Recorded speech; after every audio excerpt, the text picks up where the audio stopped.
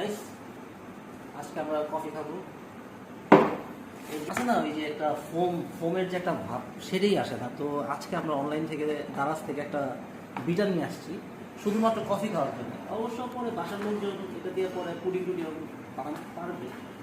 তো চলো,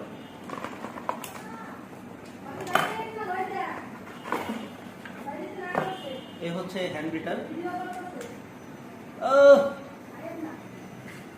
ভালোই স্পিড আছে ভাই, স্পিডটা ভালোই আছে। আচ্ছা, এবং দেখতেও ভালো। আশা করি ফোম হবে সেই।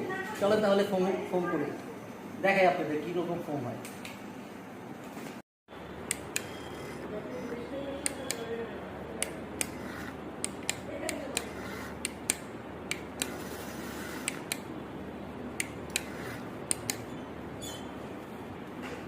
ফোমার দিয়ে দেখছেন কি পরিমাণ ফোম হয়েছে।